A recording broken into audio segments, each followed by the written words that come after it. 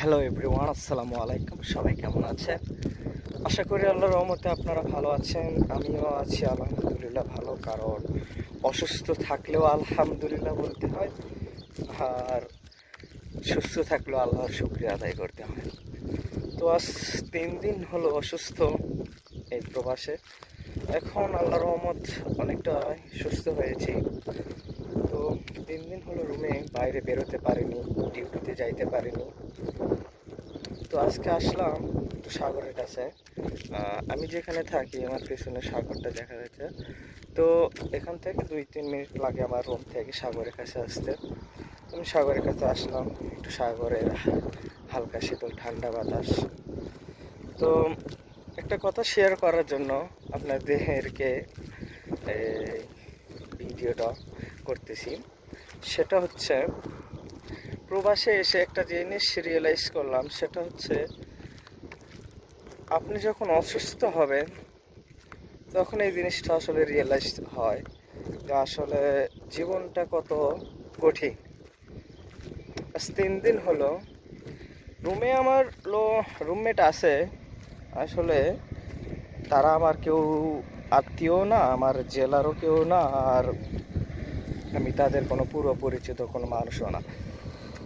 যেটুকু করছে আলহামদুলিল্লাহ আমার জন্য। কিন্তু একটা জিনিসই কি, যে পরিবার ছাড়া থাকা যে এত কষ্টকর, এটা হয়তো প্রবাসে না আসলে তো বুঝতে পারতাম না। আমার জীবনে মনেই নেই যে এরকম আমার জ্বর আইছে। জাস্ট কথা বলা তো দূরের কথা, আমি মাথা তুলতে পারতেছিলাম না বিছানা থেকে, এরকম আমার জ্বর আইছিল। এমন জ্বর যে মনে হয় আমার শরীরে আগুন লেগে দিছে, এরকম একটা জ্বর আইছিল, এমন একটা পর্যায়ে ছিলাম। তো এখন আল্লাহর রহমত অনেকটা সুস্থ হয়েছি, আল্লাহর অশেষ রহমত। ভাই একটা জিনিসই, সেটা হচ্ছে পরিবার ছাড়া আসলে ভাই জীবনটা কষ্টকর। তবে একটা জিনিসই, পরিবারকে খুশি করার জন্য যতটাই কষ্ট সহ্য করে, সেটা হচ্ছিল ছেলে মানুষ।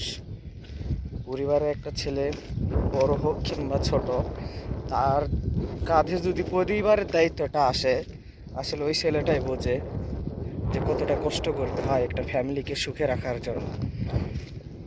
আমি কষ্টটা এই জন্য করেছি, আর এই জন্য আমি এখন পর্যন্ত আমি এই সংসারে হাল ধরে আছি, কারণ আমার বাবা মার কষ্টটা কীরকম আমি সেটা দেখেছি, আর আমার বাবা মা আমার জন্য কি করছে এটাও আমি দেখছি। আমার বাবা মা কতটুকু কষ্ট করে আমাকে বড় করছে এটাও দেখেছি। এই জন্য নিজের কষ্ট ত্যাগ স্বীকার করেও আমি আমার ফ্যামিলিকে ভালো রাখার জন্য আসলে এই প্রবাসে আসা আমার। তো আপনাদের কাছে একটাই অনুরোধ, আমার জন্য দোয়া করবেন। আমার বাপ মাকে আমি বলি যে আমার জন্য দোয়া করবো, আর কিছুই না।